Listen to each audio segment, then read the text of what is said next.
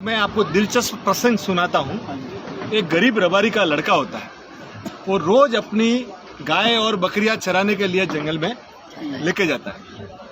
और एक दिन वो दोपहर को खाना खा रहा होता है कि एक अनजान मुसाफिर आता है। बोलता है, भाई मेरे को भी कुछ भूख लगी है, कुछ खाने को दोगे क्या? बोलता कोई बात नहीं, आ जाओ भाई। अनजान है फिर भी बोलता है आ जाओ।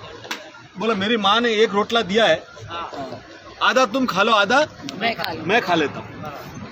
तो बोला ठीक है।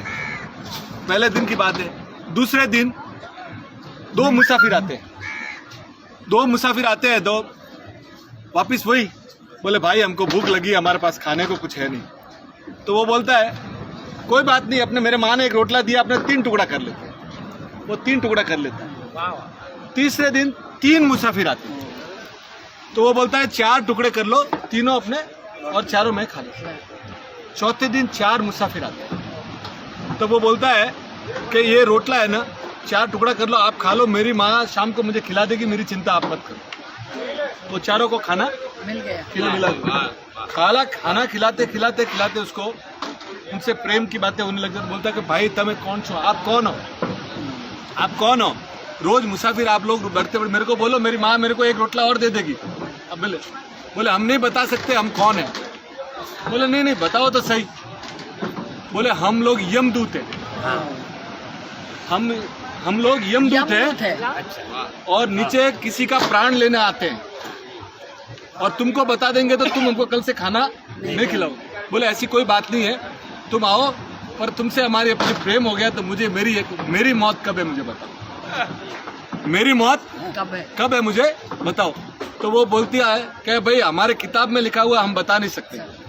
पर वो 4 में से एक को तरस आ जाता है। बोला यार तेरा खाना खाया है, तेरी मौत जिस दिन तू शादी करके आएगा और पहली रात जब अपनी पत्नी को मिलने जाएगा ना, उस समय तेरे सांप डसने से होगी, और जब तू सीढ़ी चढ़ रहा होगा तो वो सांप आएगा। वो बात चली जाती है। थोड़े दिन बाद उसकी शादी होती है, बारात जाती है, सुबह बारात जाके शाम को बारात घर आती है। और वो जैसे ही सीढ़ी चढ़ने जाता है ना, तो वो सर्प वहाँ पे खड़ा हो। वो जो यमदूत आया हो तो वो सर्प आंख में से पानी डाल रहा है। तो वो तीनों जो साथ में थे बोलते रोता क्यों, अपना तो जॉब है ये। बोला नहीं, इस आदमी ने हमको खुद भूखा रह के खाना खिलाया था और आज मुझे इसको डसना पड़ रहा है। तो बोला कि अभी अपना जॉब है। तो वो सांप और फिर बोलता है कि देख भाई अभी आज मुझे तुझे डसना पड़ेगा।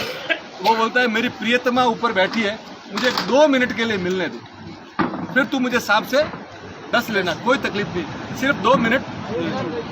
तो वो बोलता है कि ये दोनों का वार्तालाप चल रहा है।